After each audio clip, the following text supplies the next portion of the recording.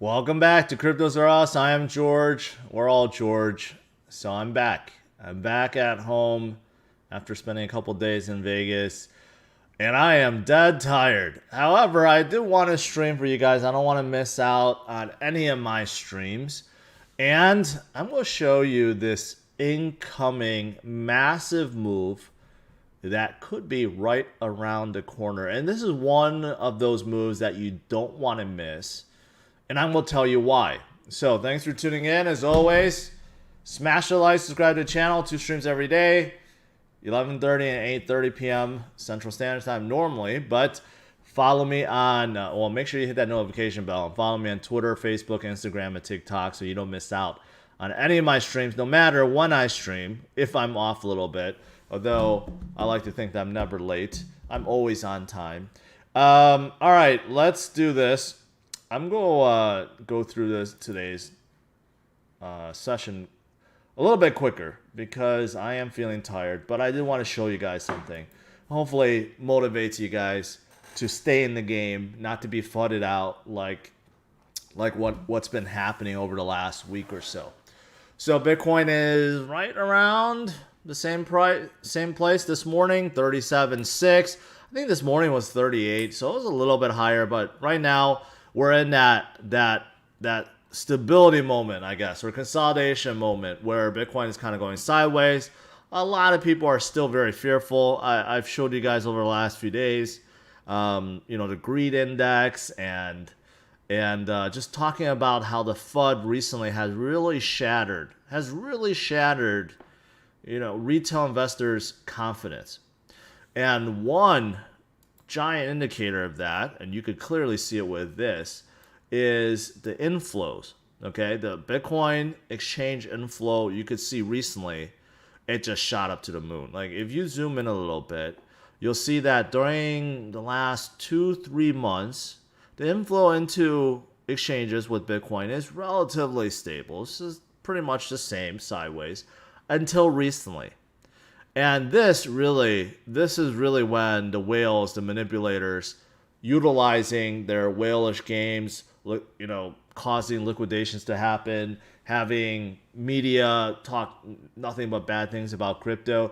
They really did a number this time, which is why you may have noticed that Bitcoin dominance has come up quite a bit, and altcoins are showing a lot of weakness right now. Even though Bitcoin is weak, but it's not nearly as weak as the altcoins, which for the past few months have shown a lot of strength against Bitcoin. They continue to rally and go higher and make new highs despite the fact Bitcoin has been stagnant. But right now you can see, man, things are down 30, 40, 50% when the fundamentals didn't change. So the only thing that changed is retail investors got scared and wanted out. And even a lot of people I've talked to said, hey, George, I want to be a holder like you. I want to have strong hands like you, but I can't handle it. I'm losing sleep. I'm losing family times. It's disrupting my well-being. I get it. It's hard.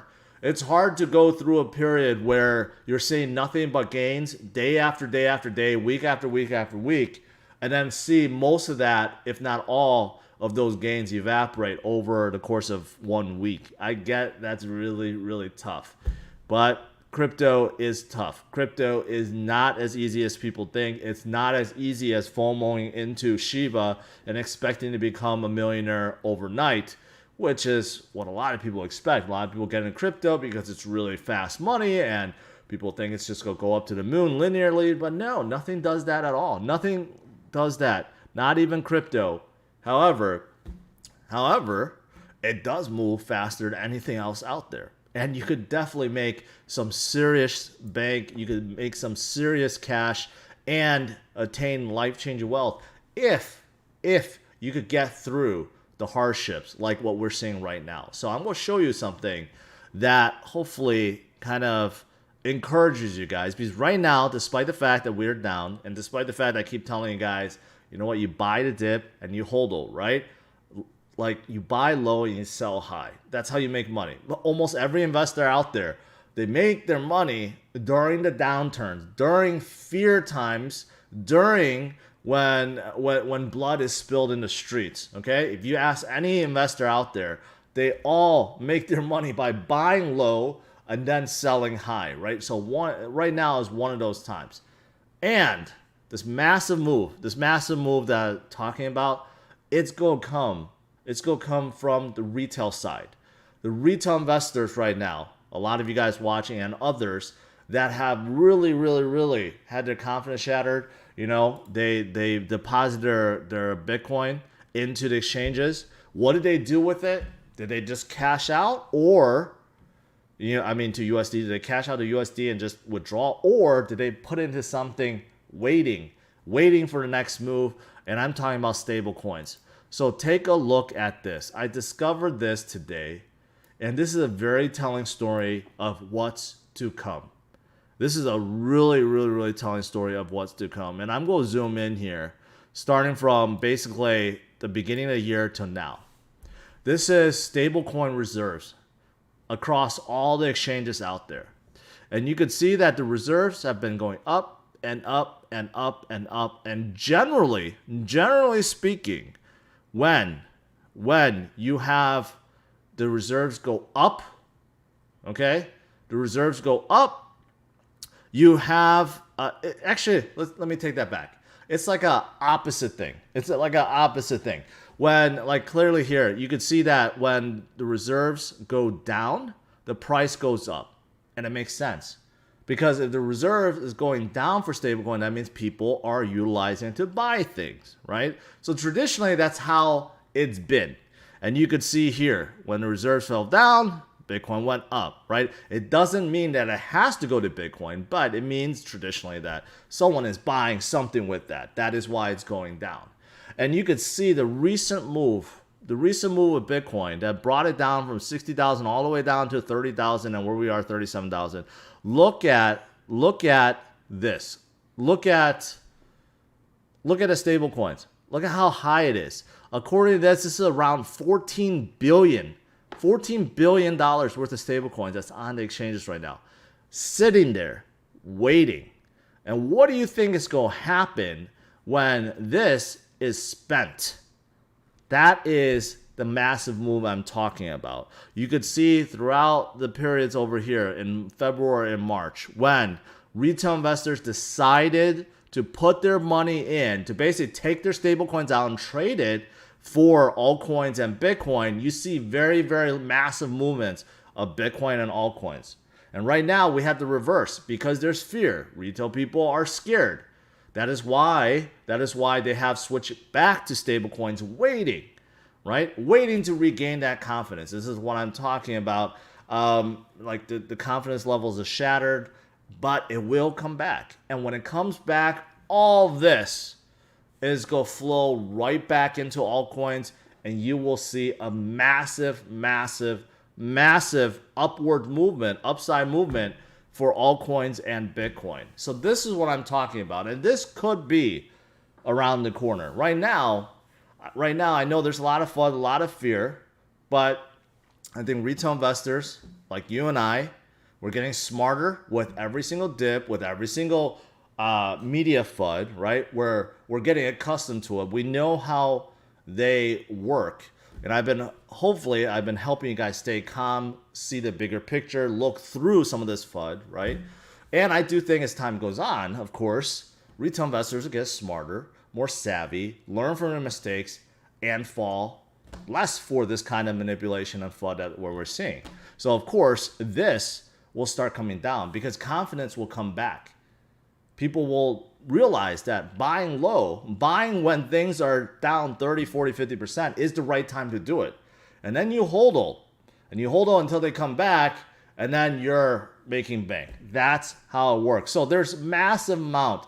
So this is all stablecoins, but just to kind of prove my point, here's what it looks like on Kraken. You can see Kraken, the stablecoin has just shot up through the moon because of the recent downturn. Here's the FTX derivative exchange. You can see shot up to the moon, right? Here's on Binance, same thing.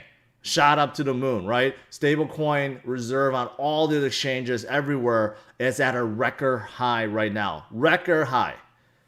Which means that, again, They're just sitting there doing nothing. And when they come back full force, you go see one gigantic recovery of altcoins and Bitcoin that could push it right back to where it was before, right? It's building blocks, little steps, baby steps here and there, right? As confidence comes back, this will flow back in and you're going to see a massive movement upwards. And this is the type of movement that you don't want to miss out on. I know I've started a stream saying that a lot of people told me they just can't handle it. They missed out, right? Unfortunately, crypto just isn't for everyone, or their expectations was not aligned with what's going on right now.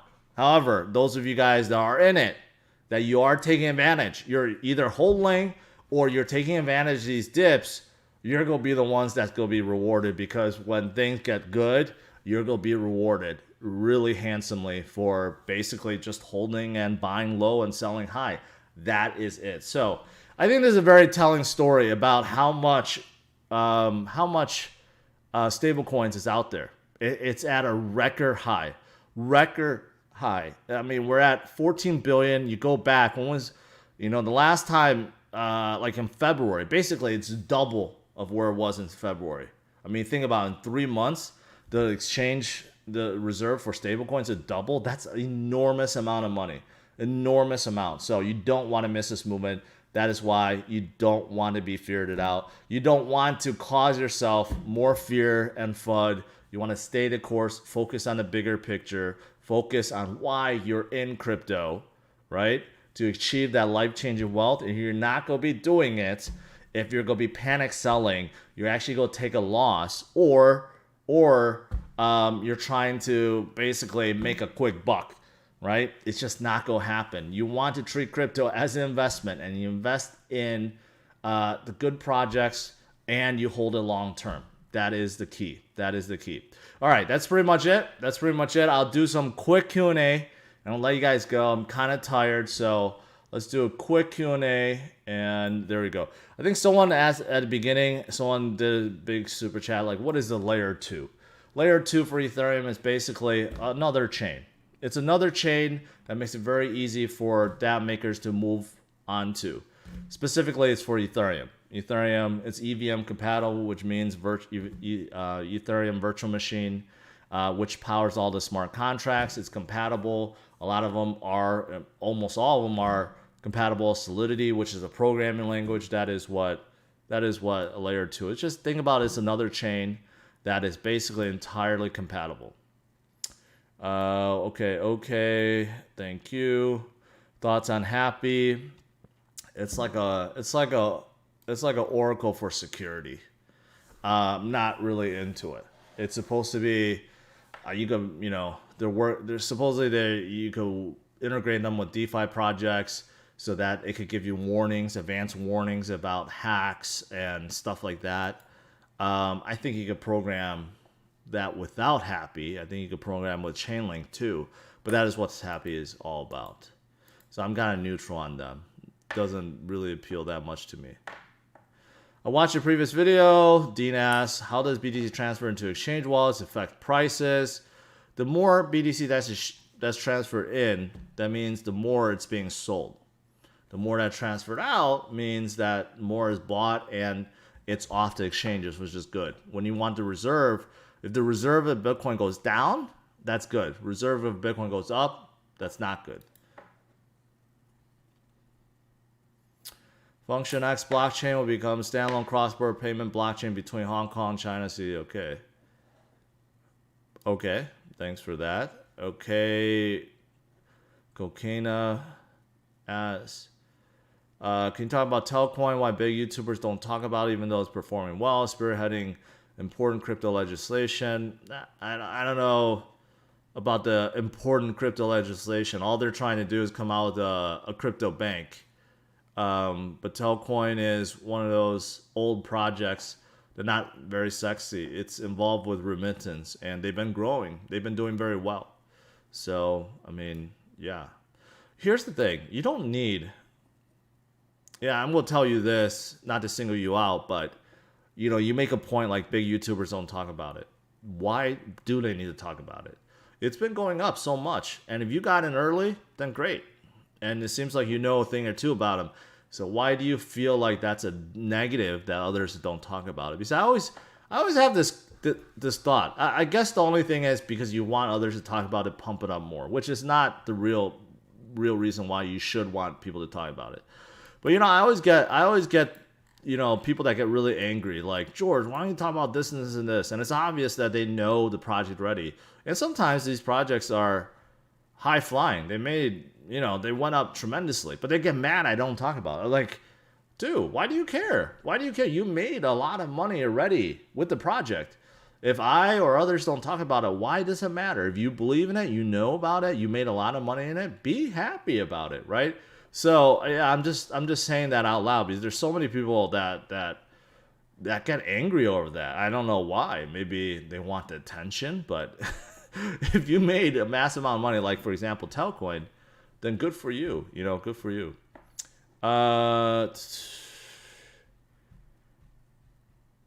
Yeah, mostly no.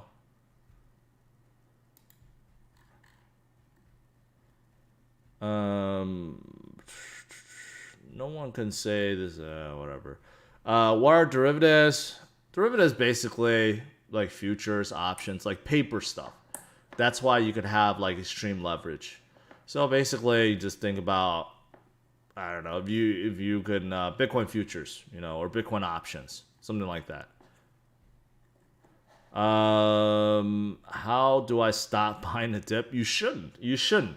But when you're buying in, when you're dollar cost averaging, you either set a schedule or you find a great dip to buy in, right? And you're dollar cost averaging over the long haul. But when you're buying, you should always do a small increment. Because I feel like a lot of people go all in right away, they get anxious, and then they run out of money if it goes down more. So if you have whatever amount, you spread out your buys and buy 3, 4, 5, 6 ways, something like that. So you buy a little bit in, you wait to see what happens. If it drops another 5, 10%, you could put in a little more, right? Set a schedule for yourself so that you can take advantage.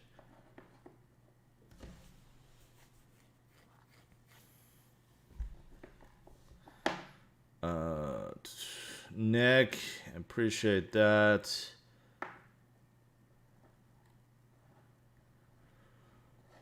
What do you think about Ethereum? I think it's oversold right now, minus 40%. So that is a bargain right now. Most of these are bargains right now. I mean, it is bargain compared to its previous high, but if you compare it to 6 months ago, you realize that things are still way, way, way up. I know people always tend to focus on recent times, but sometimes you guys step back and realize that, hey, it's actually not so bad. It's not so bad. Right? You zoom out a little bit, you realize, yeah, there's a small dip, but you go back 6 months and you're like, oh, okay.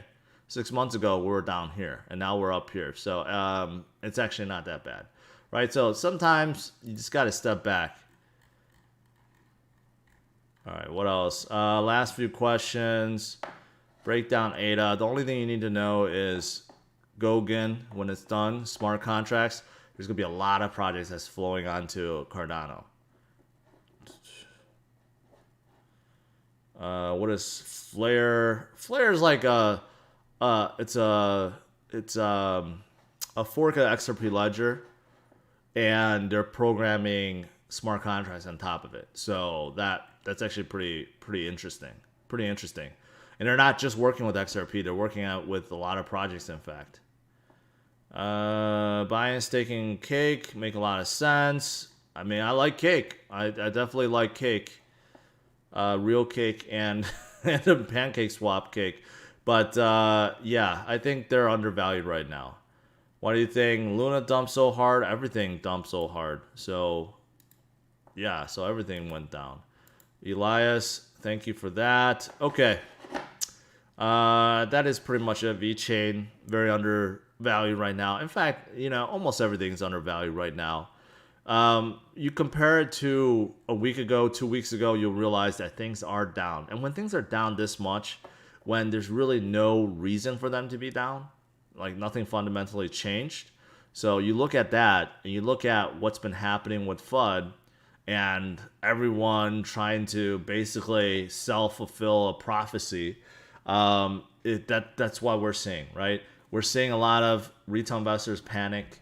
They can't get over it because this is new to them. They haven't experienced it. For those of us that's been in it longer, we know this will pass.